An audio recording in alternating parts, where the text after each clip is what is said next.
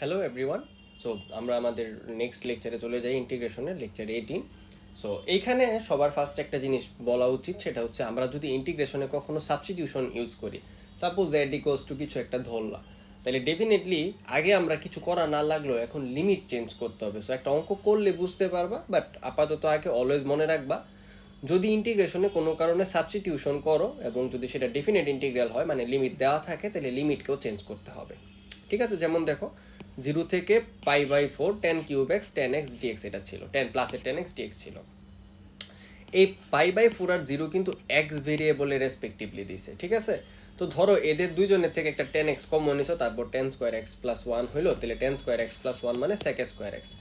এইখানে আসার পর একটু ওয়েট করো, 10x × sec² x কোনো তো উপায় নেই। এখন তুমি হয়তো ভাবতেছো ইউভি করে দেই। সো ইউভি চাইলে তুমি করতে পারো, বাট লেন্দি হবে, কিন্তু এখানে আমরা একটা শর্টকাট অ্যাপ্লাই করবো, সাবস্টিটিউশন ইউজ করে অঙ্কটাকে ছোট করব। সো রুলস হচ্ছে 10 এর পাওয়ারে যেটা মন চায় সেটা হোক, sec² x যদি dx তার সাথে থাকে, অথবা কটের পাওয়ারে যাই হোক না কেন তার সাথে যদি cosec² x dx থাকে, তাহলে z = আইদার 10x ধরবা অথবা কটের অঙ্ক হইলে কট ধরবা। কি হবে সেটা এখন দেখো। যদি এই যে অঙ্কটা 10 আর sec² x আছে, তার মানে sec² x তো আছে, তার সাথে একটা 10 আছে, তাহলে z কে 10x ধরো, তাহলে dz/dx করলে sec² x আসবে, তাহলে sec² x dx এর পরিবর্তে শুধু dz লিখতে পারবা। তার মানে এইটুকু জিনিস এখন dz হয়ে গেল। আর 10x তো শুধু z ছিল, তাহলে এটা শুধু z dz হয়ে গেল, ইন্টিগ্রেশন একদম ছোট। সো এটা বেসিক্যালি যে z dz হইলো। এখন ইন্টিগ্রেশনের লিমিট বদলাবো, তাই অলওয়েজ আমরা এরকম একটা বক্স করব, রেক্টেঙ্গেল, তারপরে 3টা ভাগ করে দিব। পুরানো ভেরিয়েবল যেটা কোয়েশ্চেনে ছিল আর নতুন ভেরিয়েবল যেটা তুমি ধরছো, তাহলে আমি জেড ধরতাম, তাই হচ্ছে আমি এখানে জেড লিখছি।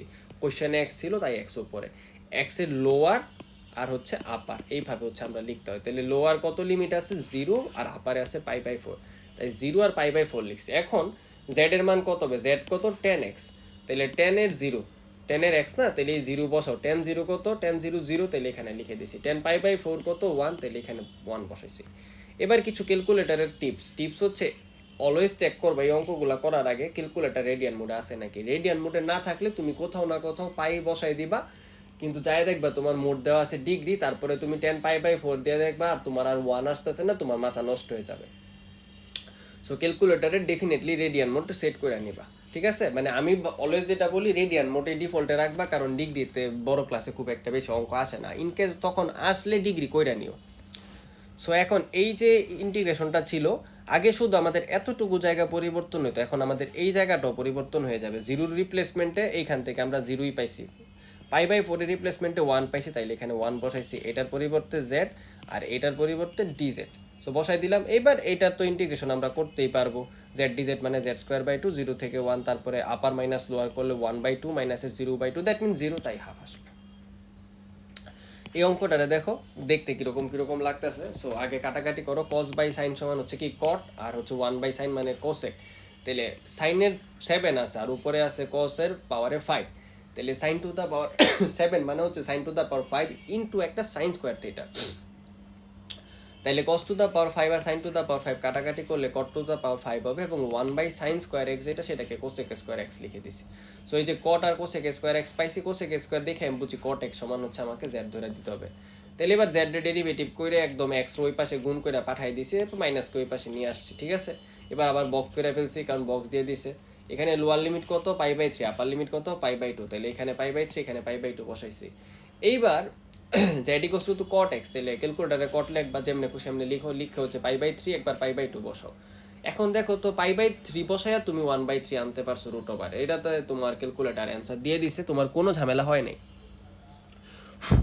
কিন্তু π/2 যখন দিছো কটের বের করার জন্য, তোমার যদি 0 আনতে পারো তাইলে তো তুমি অনেক ভালো, বাট যদি তুমি না আনতে পারো, তোমার যদি ম্যাথ এরর দেখায়, তাইলে তুমি এখন আমার সাথে কথা শোনো।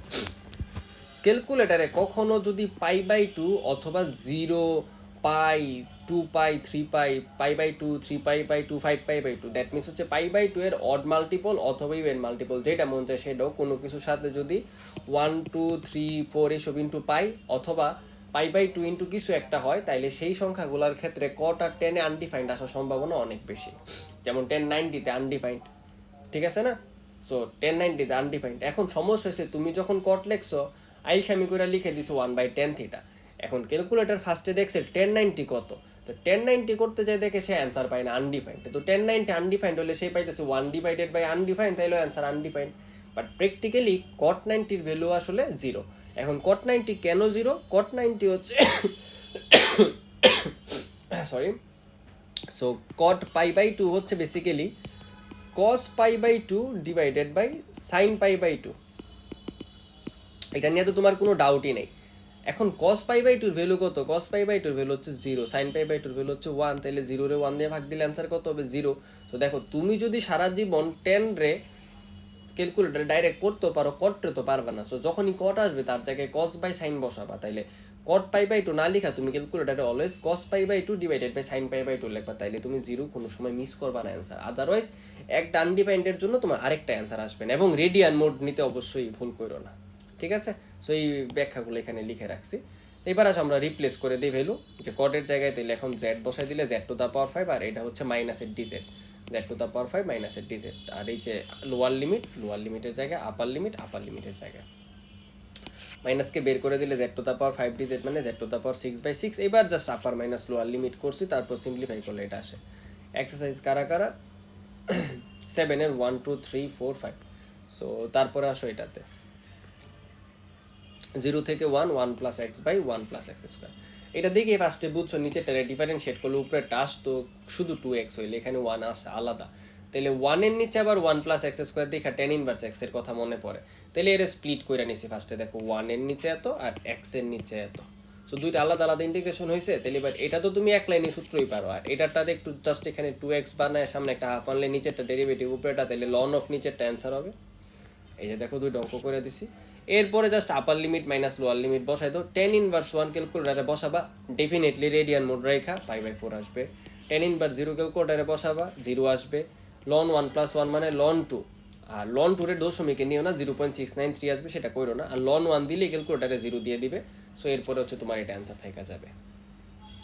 এই যে এই অঙ্কটা, এটা দেখেই তুমি বুঝছো যে নিচেরটা যেটা আছে তারে যদি ডিফারেন্সিয়েট করো 4x আসে মাইনাসে, কিন্তু উপরে আছে শুধু একটা x, তাহলে বুঝাই ফেলছো মাইনাসের একটা 4 আইনা সামনে একটা মাইনাসের 1/4 আইনা দিলে ঝামেলা মিটা যায়। তো মাইনাসের 4 গুণ দিয়ে আবার মাইনাসের 1/4 সামনে গুণ দিয়ে দিছি, তাহলে এই 4 আর এই 4 কাটা, মাইনাস মাইনাস কাটা, আগেরটাই ফেরত আসলো। এখন এইটা ডিফারেন্সিয়েট করে অ্যান্সার উপরে আসছে কিন্তু রুট ওভার সহ। তাহলে আমরা জানি দুইটা ফর্মুলা, একটা হচ্ছে f(x) উপরে f' dx হলে লন অফ নিচেরটা লন অফ f(x), আর নিচেরটা যদি রুট সহ হয় উপরে ডেরিভেটিভটাই থাকে তাহলে হচ্ছে 2√f(x). তাহলে এখানে এটা বেসিক্যালি রুট সহটা, তাহলে 2√f(x) হইলো। তাহলে এবার আপার আর লোয়ার, তাহলে 2 রে বের করে দিলাম, 2 যেহেতু সংখ্যা। এবার আপার লিমিট মাইনাস লোয়ার লিমিট করা লাগবে। তো এবার আপার লিমিট 2 বসাই দিলে এই হিসাব করলে 9 মাইনাসের 8 সমান 1, আর 0 বসাই দিলে 9 মাইনাসের 0 সমান হচ্ছে √9, তারপরে পুরোটা ক্যালকুলেট করলে 1 আসবে। সো এটা হচ্ছে অ্যান্সার। এই অঙ্কটা এটারে দেখে a square minus x square মনে পড়ে গেছে।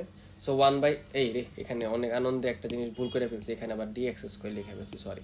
সো এখানে তাহলে এখন 5 স্কোয়ার মাইনাস x স্কোয়ার হয়ে গেছে।